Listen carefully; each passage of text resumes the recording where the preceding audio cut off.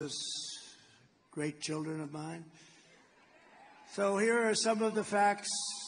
Kamala is a radical left Marxist, rated even worse than crooked Bernie Sanders and crazy Bernie Sanders. I don't know, do I call him crooked? I'd say probably crazy, maybe for him is a better term. And Pocahontas herself. Kamala destroyed our economy. She was an original creator of defund the police movement, and therefore anybody who wants to defund the police even for one day, and she was there for a long time, is not worthy of being president of the United States. We need our police. We want to get our police back. We want to indemnify our police when they're unfairly charged. Kamala vowed to abolish ICE. She pledged to confiscate your guns. Would anybody like to give up their gun? No takers? I didn't think so. And endorsed a total ban of handgun ownership. You know that. She even called for free sex changes for illegal aliens in detention. All at taxpayer expense. And perhaps, worst of all, she lied. She never worked at McDonald's. Okay? Never worked. No, she never worked there. I was there for 15 minutes. That's 15 minutes more than she worked there. And I have to say, those French fries are really good when you get them right out of that fat or whatever the hell they cook them with, fat. I don't know if it's good for you, but they are really good. In conclusion, with your vote tomorrow, we are going to fire Kamala and we are going to save America. We will cut your taxes, end inflation, slash your prices, raise your wages, and bring thousands of factories back to America and back to Pennsylvania. We love Pennsylvania. Something about it. Think of the history you have here. Think of the history you have, the political history. Is there any place like it? And this is a big one because think of this. Put this, add this with all of the other things that are, for so many years famous by Pennsylvania and what you've done and how you fit into history. We win Pennsylvania, as I said. We win Pennsylvania. We win the whole bag of wax. We can have another one. We'll put that one on top. Let's try putting that one on top. They're pretty big. We have to. But this will be one of the truly big events in the history of our country. So why don't we have Pennsylvania be there for that? That'd be beautiful. On top of all the things we did. Because remember, we gave you the largest tax cuts in history, the largest regulation cuts in history, rebuilt our military, defeated ISIS, had no new wars, gave you right to try, the great, incredible thing that's saving thousands of lives, right to try. You don't have to go to Europe or Asia or just go home and die. If you have no money, you go home and die. You have the right to try new age medicines without having any problems, saving thousands and thousands. We gave you so much, and it's an honor. It's an honor, really. We will build American, we will buy American, and we will hire American. I will end the war in Ukraine, which would have never started if I was president.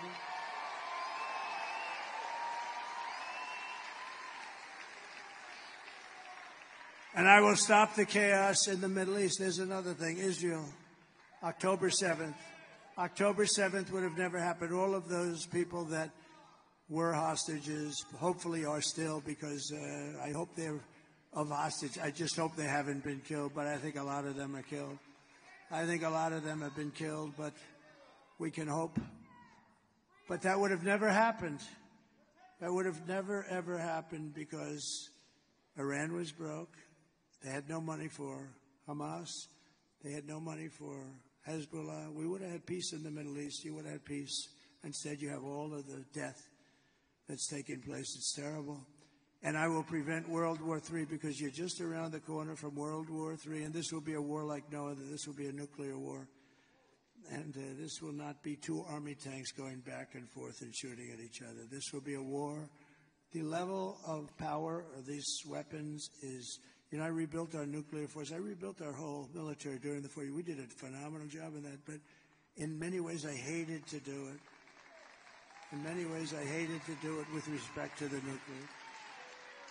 because they're going over the power levels of various things that we're rebuilding. And I say, General, are you sure about that? The power is just crazy. It's obliteration. And we have people that don't have a clue, and they're negotiating. Look, Ukraine should have never started none of these things. How about when you look at Afghanistan? That would have never happened. We were going to get out of there with strength and dignity, and we were going to be was going to be a victory. It was enough. They were in there for 21 years or something. But the one thing I would have done is I would have kept Bagram, the big air base, one of the biggest bases in the world. We built it many years ago for billions of dollars. The most powerful, longest runways that can handle anything in the world, 1 hour away from China. Remember, that wasn't really for Afghanistan. That was you're 1 hour away from where China makes its nuclear weapons. And you know who has it now? China. These are stupid people. They took the military out first. They took the military. They said, oh, we had a plan. We had a plan. Mike Pompeo made the plan with me. We had a plan subject to all these different things that they had to do. They weren't doing them. They were doing some, but they said, great, we're not going forward until they do the other. We were going to be fine. But the one thing that wouldn't have happened, we would have never taken the military. You take the military out last, and we lost 13 lives, and many people obliterated, and hundreds of people were killed on both sides. We will crush violent crime and give our police the support, protection, resources, and respect they so dearly deserve. We will strengthen and modernize our military. We will build a massive defense shield all around our country so a missile heads in our direction and we knock the hell out of it. We can have it. And Ronald Reagan wanted to do that many years ago, and he was right, except we didn't have the technology then. It would have been not good, but we didn't have today. You can shoot a pin out of the sky. It's incredible, actually, what they've been able to do. But it's all going to be made in the USA, and a lot of it is going to be made in the great Commonwealth of Pennsylvania. We will rebuild our cities, including our capital in Washington, D.C. We'll get rid of all the graffiti on those beautiful marble columns, and we'll clean it. And it'll be properly run, and we'll stop the death and shootings and muggings and everything. We'll make it a great capital, beautiful capital again. And we'll also make sure that our Supreme Court stays to 9 justices.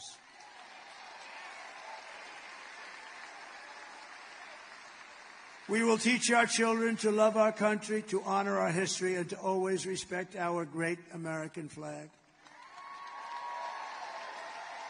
And we will get critical race theory and transgender insanity the hell out of our school.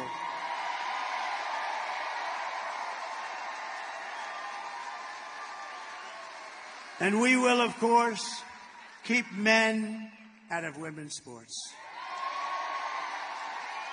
Every time I say those last two things, and I may add the open borders. Can you imagine they're trying to defend open borders? Open borders, who would do that? We're the party of common sense, okay? We're really the party of common sense.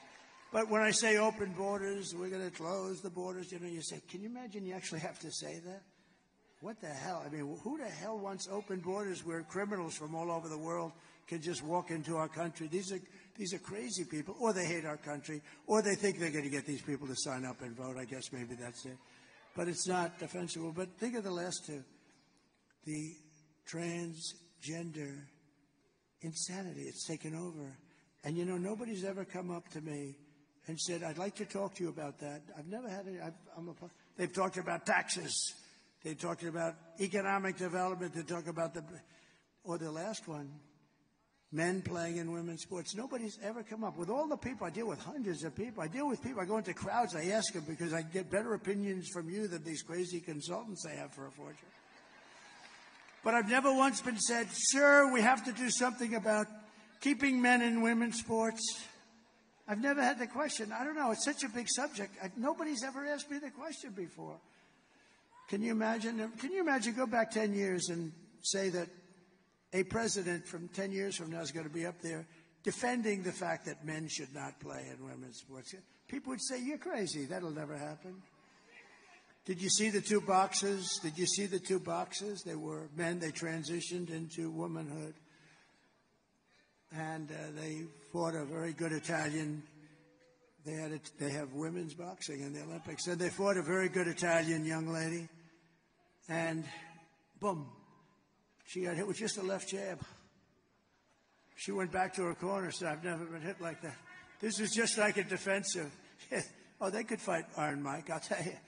Iron Mike would say, this is not a good thing. I know Iron Mike, and he's a great guy, Mike Tyson. A great guy. He's a good man.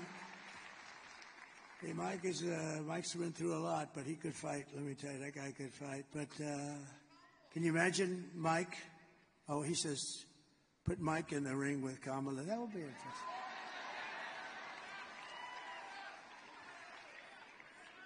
No, but can you imagine? And these two men that transitioned, you'll be shocked to know they both won gold medals.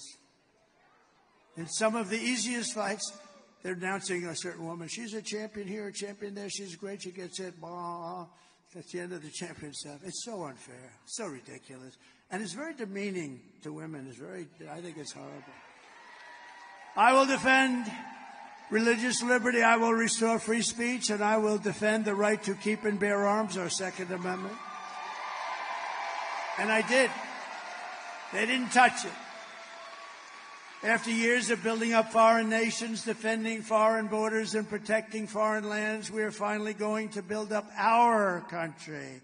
We're going to defend our borders, and we're going to protect our lands and citizens.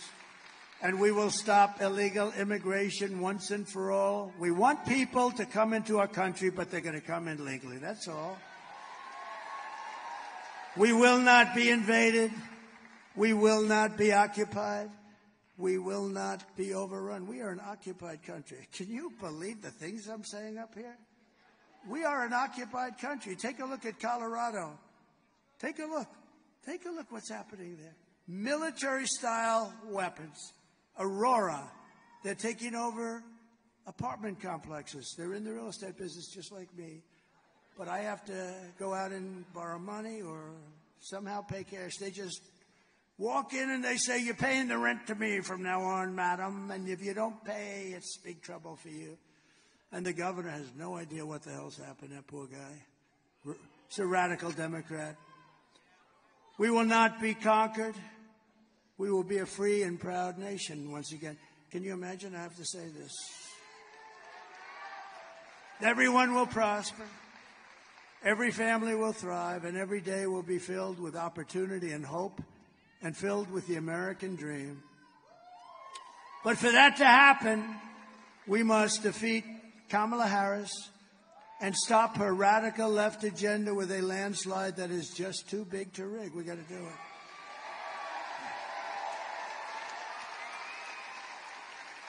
So you need to get out tomorrow and vote. That's it. This is it. We're going to get together again, but it's going to be different. It's not going to be a rally. It's going to be applause for what we're doing. It's going to be better.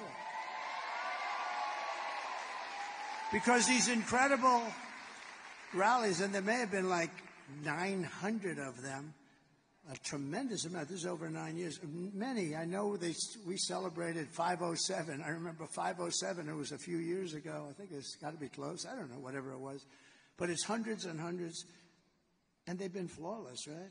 Every once in a while I'd make a little aggressive statement that people didn't like. But, you know, don't forget I'm rarely on the teleprompter. Isn't it nice to have a president that doesn't have to be on the teleprompter? Right? Right, Dan?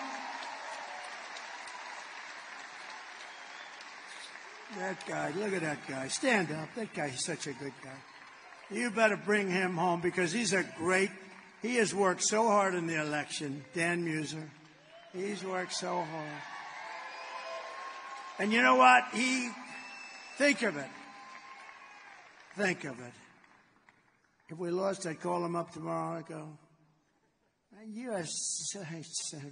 I won't say it. Franklin Graham said, please don't use foul language. I said, all right, Franklin.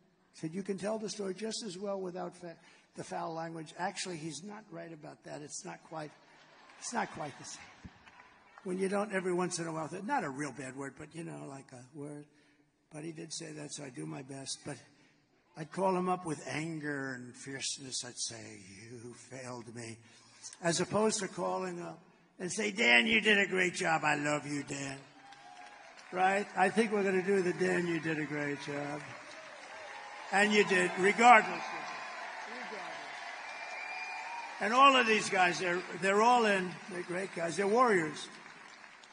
For the past 9 years, we've been fighting against the most sinister and corrupt forces on earth. That's right.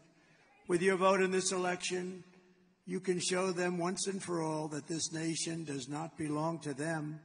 This nation belongs to you. You. This nation belongs to you.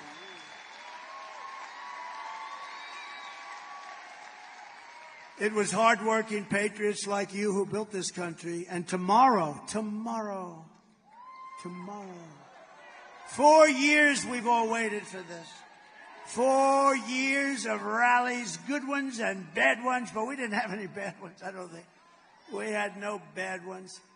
But 4 years, think of it, 4 years, and now it's tomorrow.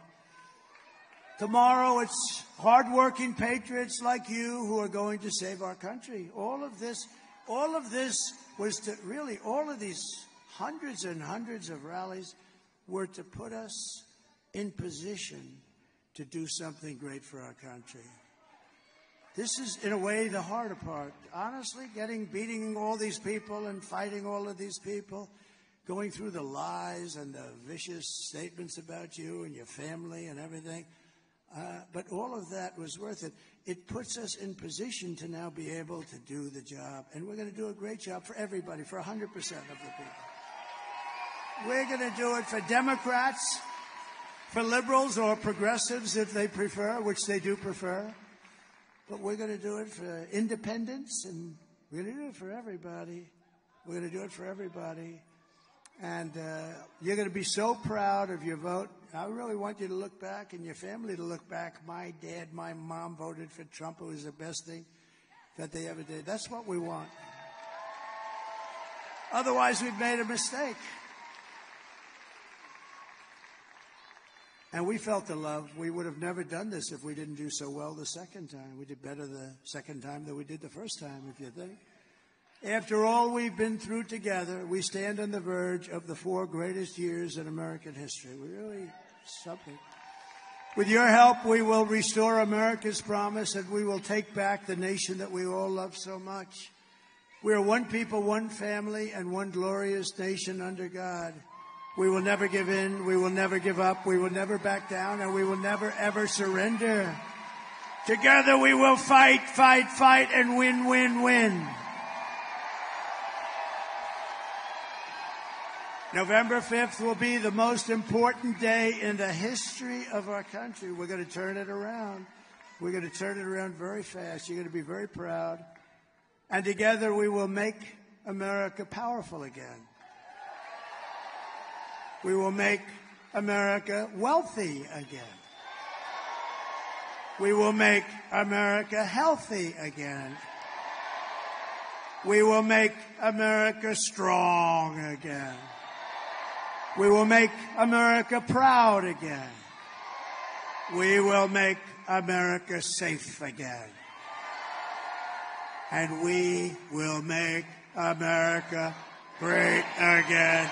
Thank you, everybody. Thank you. Thank you, Pennsylvania. We'll be back.